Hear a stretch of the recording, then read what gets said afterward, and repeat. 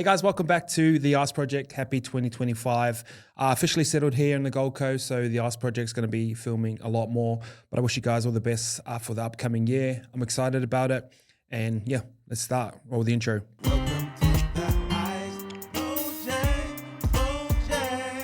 All right, today going to be talking about the power of personal brand. And whenever I reflect on my entrepreneurship journey, whether it's YKTR, whether it's sports, the best thing I ever did was document the journey. And I didn't know what I was doing at the time. I didn't understand the impact of it. But through vlogging, through podcasting, through reels, through shorts, through any type of content, even Q&A, in doing so, I actually built a personal brand for myself. And my personal brand is my leverage out into the world. Now, having a personal brand, things that happen off the back of it, invited to certain events, offered equity within business, offered brand deals within like sponsorship, you just get so much more opportunities when you're putting out a lot more content. And when you're putting out a lot more content in terms of like vibration, you're putting it out, you actually start to attract a lot of opportunities. Now, not all those opportunities have been good, and I've failed a lot of those opportunities at the same time. If there was something that I could push on to anyone, and I am doing this through consulting, through my online calls, through having meeting with friends, through talking to business owners, the best thing I can encourage people to do is lead with personal brand. Or if you own a business, it's like founder-led content. Like you have to be front and center. And the best way you can do this and the ultimate leverage that you can have is just by doing it through content. Now, anyone that's been listening to me or I've been talking to recently, I've trying to push everyone towards YouTube or creating a platform that they can really thrive on. A lot of people seem to go between Instagram and TikTok because they understand the opportunity of virality through short form content, which is great. But I think if you really want to build a big brand, you have to build it on something that's a lot more sustainable. And the thing that's going to happen soon is AI is going to come into Instagram and TikTok, and it's just going to take over. Like the amount of speed of content that's going to be popping out, the AI influencers that are starting to come through now, you can't really tell the difference. And you see a lot of people building brands off the back of AI influencers, and we'll talk about that in another episode. But the way that you can counter that, the way that you can counter that is by having a personal brand. Now, there's different leverages and keys to wealth. Like when I hang around successful people, the leverage that they have is capital. So what they do with their capital is they have liquid capital that they can use, and they start to invest into different opportunities, into business. Now, leverage with capital is really hard to get. The second one is like code and software. So if you look at a lot of the biggest entrepreneurs now, the software that they've got from that's how they've been able to generate that. Now, the opportunity that everyone has, no matter if you have $1 million or $100, is content.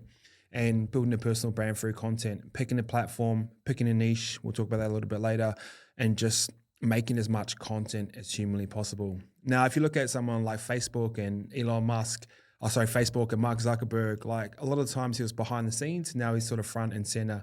Tesla, Elon Musk, you just see the importance of a personal brand when it starts to come out. Now, there's been a massive change in social media, and we talk about the TikTokification. And what that means is like when people first come into social media, all the good looking girls, all the good looking guys, they got all the brand deals because that's what was important at the time. Now their followers start to get bigger and bigger and bigger. And then say if you had an influencer that had 1 million followers, based on averages, say that follower could get 10% of likes every time they posted. So if they posted a photo, they'd get 10,000 likes. And that was a metric that we could track. And when we used to try and find influencers online to pay to post, to promote our brand, those are like the basic metrics that we used to follow. So they might have 1 million followers, they might have a 5% like rate and then a 1% like comment rate. And those are the metrics that happened. Now, when I grew my basic following to 45,000, and I've actually been on the same amount of following for the past 2-3 years, is because I never adapted to the Instagram algorithm. Now, what I used to do, this was me here, and I used to get people to come in through business. I used to talk about football. I used to talk about sports cards. I used to talk about my dog, and it made me a little bit more diverse and interesting, and therefore more people would come into me and my following would start to grow. Now with the TikTokification is like you have to be niche, you have to care about a subject because it's based around interest. So instead of algorithm pushing people, algorithm pushes interest. So if you look at my Instagram now, you'll basically see quotes from me. Those little one-liners are repurposed. I either talk about business, mindset, failure, because I've looked at all my data and I've seen that those work, or I'll do this type of content here, like podcasts, and strip it down into short form, because basically all I'm trying to do is target people that are interested in business, marketing, and a little bit of like life philosophy. And I wouldn't put myself in that category, but those little one-liners I do are a little bit philosophical. Now, here's some pretty interesting stats. So the personal brand economy is valued at 250 billion with a B. So it's showing like massive potential. Now, I'm going to give you a comparison to some of the other industries in there. The music industry, actually 70 billion. So the personal brand economy is 3 times bigger than that. Fashion and retail, 400 billion. TV and streaming, this is like Netflix, everything combined, 250 billion. And sports like NBA, all the sports around the world, 500 billion. So if you look at the personal brand economy valued at the same as TV and streaming, the hard thing about TV and streaming, and this was the hard thing about becoming successful back in the day, was there was gatekeepers. Like to become a model, you had to get found and go through an agency and then get booked. Like to become a model on Instagram now, you just have to take really good photos. And this is what we're talking about with the personal brand economy, where there's a $250 billion like market out there and anyone can tap into it. You don't have to be Elon Musk. You don't have to be Mark Zuckerberg. Like you don't have to have a big following. And I think that's a big trap that people fall into when like building a personal brand. And once you build your personal brand, you can use that leverage for anything. And it's sort of like buying Bitcoin back in 2015 or buying property in Sydney 30, 40 years ago. Once you plant the seeds there, you probably get the benefits of it a little bit down the track. So obviously, if you're starting to build your personal brand now, you might get the benefits of it in a year. You might be able to create a business or sell a service that allows you to quit your full-time job within a year. But probably the true benefits come after 5 and 10 years. And that's probably a place where I'm in right now, where I've had 9 years in business, 9 years in entrepreneurship, and a lot of opportunities come my way. And I've been around long enough to understand which ones are good and which ones are bad. But the leverage that you get from personal brand is what it's all about. And when you're trying to move in life, leverage is one of the greatest things that you can have. It gets you into places, it gets you opportunities, and get you access to money. If you don't have leverage, you can't really do anything. If you're not seen, you can't really sell anything. And that's really important. So like I said before, the most important part is to niche down, is to understand what you're doing. Now, the best part about building a personal brand is, and I deal with people within our Mars Project private community group, is you don't have to have the biggest following to become a personal brand.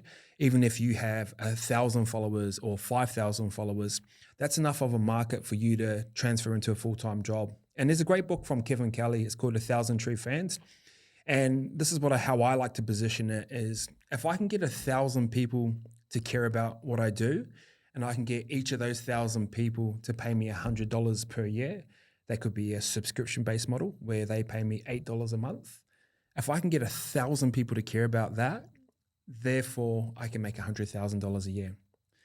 And once you break down the numbers like that, it starts to become like very interesting. And you think about this, we've got a $250 billion market cap right now in the personal brand space. You don't have to be the big dogs. You don't have to be a big influencer on Instagram. You just have to be a likable personal brand that cares about a certain topic, that can market a certain topic, and then they can sell a certain topic. And that's my favorite part about personal brand. That's my favorite part about content. And there's so many different opportunities within content in terms of doing shorts and day in a life. You see that type of content around all the time. But they understand that content is the gateway to a personal brand. Personal brand is a gateway to leverage. Leverage is a gateway to selling things. So that's the key parts to understand. Now, it's really important to understand that AI is coming or is here or is going to take over. So AI is projected to take over 300 million jobs. Best part about having a personal brand is AI can't replicate your personal brand. It can replicate tasks and jobs and design and creativity. But if you build a personal brand, if you build a loyal following, you're going to find a lot of people want to be around that. Because whenever I post AI content, a lot of people get upset or frustrated or angry and like, oh, I don't want to do that.